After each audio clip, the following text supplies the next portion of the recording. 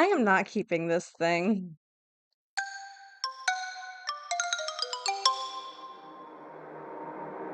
Welcome, ghoul friends, to another dip into the spooky internet pool of weirdness. I am your host, Tanya, and today we are talking about haunted dolls. Now, I've seen other people do this, right? So this is not new, but I wanted to buy a haunted doll off of eBay. Why? I love to spontaneously buy things. I'm an Aries. What can you do? So, second, I have an interesting history with dolls. So I have been afraid of dolls ever since I can remember. I remember being a little girl and going to sleepovers and like seeing my friend's creepy doll in the corner, and ugh, I've never liked it.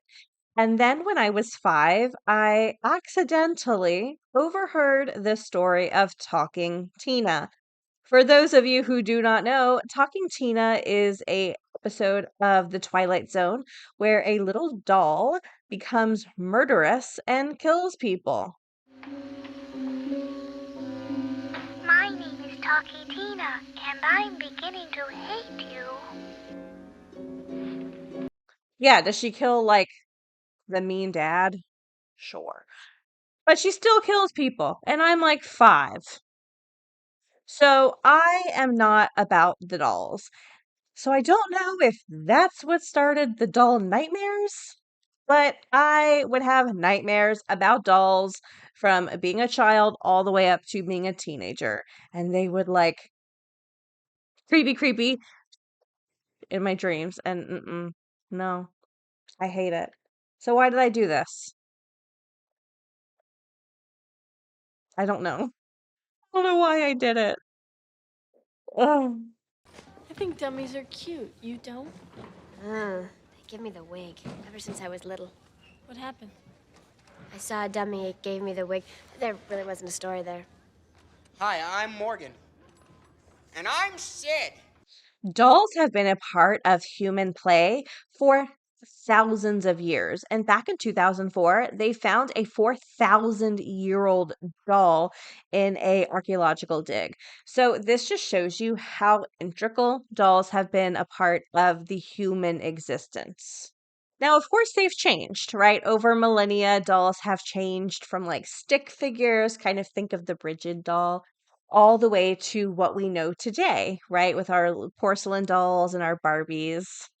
And according to Linda Rodriguez McRobbie of the Smithsonian, she says, by virtue of the fact that dolls are people in miniature, unanimated by their own emotions, it's easy for a society to project whatever it wanted onto them. Just as much as they would be made out of anything, they could be made into anything. However, before the 18th and 19th century, dolls weren't real enough to be threatening. It's only when dolls started to be made more and more human like did psychologists start to notice people found them creepy. Dr. Hogan says doll manufacturers figured out how to better manipulate materials to make dolls more lifelike and to develop mechanisms that make them to appear to behave in ways that humans behave. So, for example, like the eye thing, where some dolls, when you lay them back, their eyes close, and when you lay them forward, their eyes open. Quote, I think that's where the unease comes with dolls. They look like humans, and in some ways, move like humans. And the more convincing they look or move or look like humans, the more uneasy we become. So, yes, we now may understand why we find them creepy, right? Psychology. They look more human. We don't like that uncanny valley thing. So now we find them creepy, right? And that's what psychologists are saying. However, that clip from the Dead Files, Amy Allen, where she says dolls were created to house the dead, Dolls were originally vessels for the dead. she says in that episode. So I looked more into that. I tried to find any evidence that dolls were created to house the dead, and I found something. According to the lineup, The eerie story behind Victorian mourning dolls. These lifelike dolls were used to mourn the loss of a child. So, here it's believed that when children passed away in Victorian times, lifelike dolls were created in their likeness. And some people believe it was so the parents could soothe their grief. If they could care for the doll like they would the child, they could again ease the grief that we felt. Think of the movie The Boy. It's a great example of that, right? Where this family hires a babysitter for the doll to care for the doll of their dead son. That was kind of the idea. So I was like, okay, we figured it out. We've solved it. Now we know what they were talking about on the dead files. We found the article that talks about Victorian mourning dolls. That's what they meant. It makes sense. However, when I went to look for the article again, I stumbled upon a Reddit thread in the Bad History Reddit where it says Victorian mourning dolls, where's the evidence? And this user states, I've been collecting antique dolls for 13 years and work with them professionally for 4. Every so often, the myth of Victorian mourning dolls rears its ugly head in my vicinity, and then I have to go scream into a pillow. The basic concept is that grieving Victorian parents would commission a wax doll in the likeness of their late child, with a wig made out of the child's hair, clothing sewn from their own garments, and they would display the doll and or treat it like a real baby. Now, what some people believe could explain this, and it's just a theory, is that there were people who really couldn't cope with the idea of post-mortem photography, where people would take photos of their deceased loved ones. And it is believed that people saw photos of pet children who had passed away and concluded that they must have been dolls. And they found evidence of that when they were seeing like memento moris made out of hair and were maybe like, oh, well, that would explain this creepy doll that looks like this passed away child. So the history here is not very clear. I did a scan of peer-reviewed articles on the subject of haunted dolls, and I really couldn't find anything that supported the idea that dolls were created to house the dead or of Victorian mourning dolls. In the Reddit thread, someone says they saw proof of this because they saw dolls in a Victorian museum. But again, there's no proof that that was to mourn a child. So the history here is a little fuzzy at best. So, of course, this made me want to look into it a little bit further and get my own haunted doll. So, what do I think will happen? Easy. I kind of think nothing will happen. I hope, I assume, I hope I'm past that doll fear that I had as a child. And I kind of hope that this will be uneventful. So let's take a deep breath and look for our doll. So, what are my parameters? Well, I'm looking for a price range between 30 to 50 doll hairs. And let's be honest, I'm not out here looking for like the Kardashian of dolls, okay? I just want a very classic little haunted doll. She doesn't have to be perfect, she doesn't have to be special. But I'm looking for the average Betty of haunted dolls. I don't need a super cool, um, freaky demon. So I eventually found this one here, which actually reminded me a lot of a good friend of mine. She kind of looks like her, and I think that warmed me up a little bit to the idea of this doll. I will say the thing that's really interesting here is the shape-shifting succubus, demon, incubus, lust, lucid. So this is telling us a lot of things. Before we buy her, let's look into what this means. So, shape shifting. Okay. Succubus, demon, incubus. So, it's a gender fluid doll. because succubus and incubus, for those of you who don't know, are like sex demons. And essentially, the idea is they are demons who will attack people in their sleep and mate with them. Is that the right word? Coitus? Mating?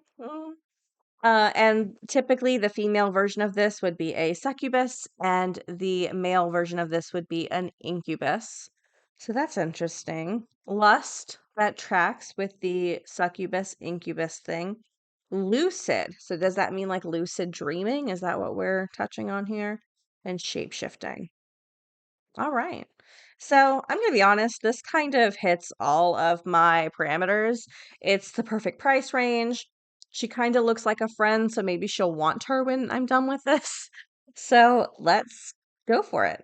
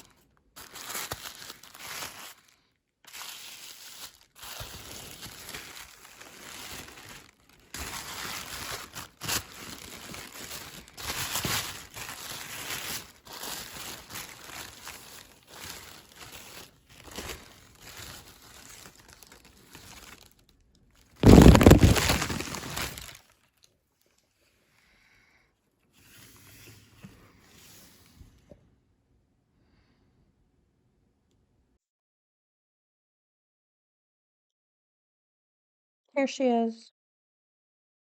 Here she is. Are you a succubus? I think you're just a cute little doll. Open up those eyes. Hi. Well, let's test it. We can't test it until we see if she sleeps with me in my dreams. So I'm going to set up to have her record overnight and see if she moves, see if she blinks, see if I have any weird dreams. So let's go.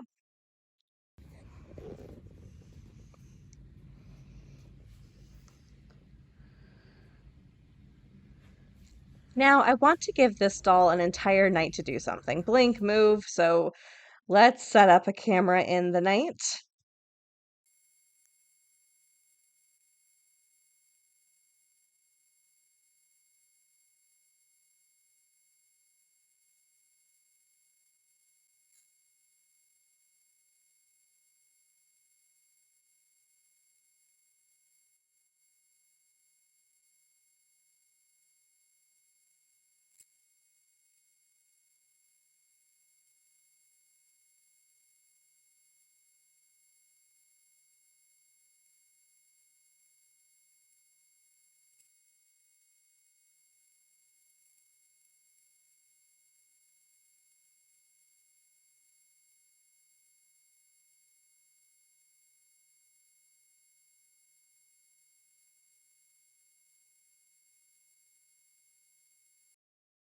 So, did I find anything?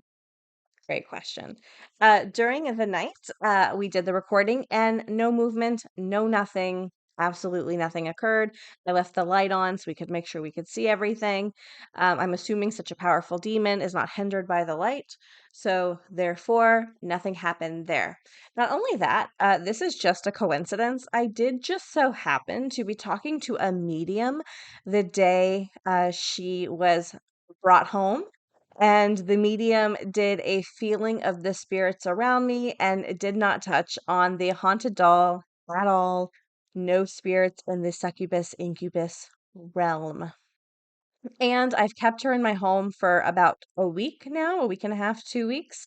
And I've had no weird dreams, no weird incubus, succubus, shape shifting, lust, lucid dreams. So I think we have to go with this one might be a dud. But she's not a dud. She's just a little doll. I don't want to call her a dud because she's not trying to succubus me. Hmm. One thing's for sure, dolls, especially hollow ones, have irked people for a very long time. And according to Lineup, could have a spiritual component, but according to Reddit, likely not. Until next time, goal friends, keep your candles lit, your planchette at the ready, because the spirits are waiting.